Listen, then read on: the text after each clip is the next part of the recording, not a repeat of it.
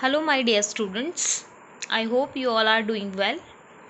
So, today we are going to discuss about our next chapter, chapter number 5, coal and petroleum. Alright. So, these are the topics which we are going to discuss in this chapter. So, our topics are natural resources, exhaustible natural resources, inexhaustible natural resources, coal, petroleum, and natural gas. Alright. So, the first topic is natural resources. Now, what are natural resources? Natural resources, so here the name says which present in nature. So, those substances which exist in nature and they are our basic needs, or we can say that they are useful to mankind. So, for these substances, we cannot create artificially. Means we cannot create natural resources artificially. So, the materials which are present in nature and useful to us to meet our basic needs are called natural resources. Air, water, soil, coal, petroleum, minerals, even plants and animals are natural resources. So, all the natural resources are important for us. Even all natural resources are important for every living organisms. Okay. So, as you know, how important soil is.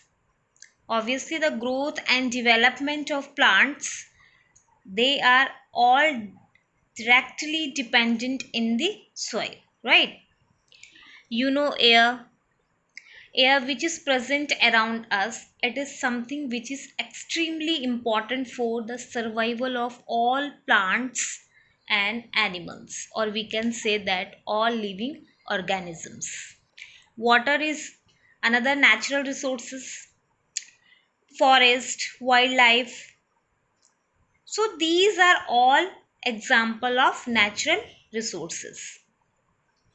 Coal and petroleum are the natural resources because we cannot create coal, we cannot create petroleum. So it's also a natural resources. Now the next one is types of natural resources. Okay. So there are two types of natural resources: exhaustible natural resources and inexhaustible natural resources. Okay. Now if we talk about exhaustible natural resources, so these resources are present in limited quantity in nature and are likely to be exhausted over a certain period of time by human activities. Means they have limited stock and they cannot be used over and again because they are present in limited quantity in nature. Example of these resources are forest, wildlife, minerals, coal, petroleum. All are the examples of exhaustible natural resources. The next one is the inexhaustible natural resources. So it can be used over and again, and they have unlimited stock. So we can say that these resources are present in unlimited quantity in nature and are not likely to be exhausted by human activities.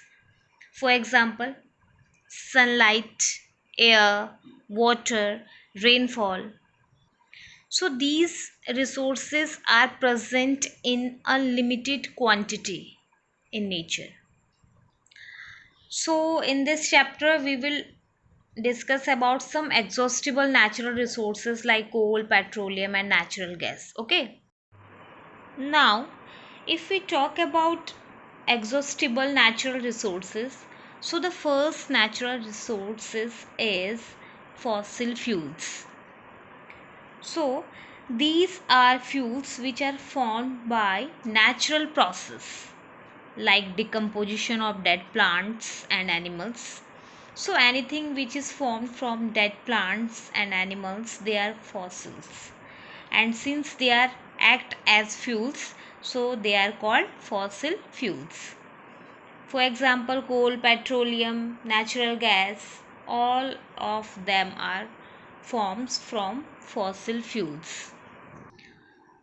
Now, if we talk about coal, it is forms from dead plants, and if we talk about petroleum, it is also forms from dead animals. So anything which is formed from dead living organisms, they are called fossil fuels. So in this chapter we are talk about how coal was formed and how petroleum was formed. Okay. Now, what are the importance of fossil fuels? You know that fossil fuels are important for energy, means it is a source of energy. It is also used in domestic purpose like for cooking. We make use of the cylinder which contain LPG. So LPG is product obtained from petroleum. In fact, coal is also used in lot of rural areas, and fossil fuels also used to generate electricity.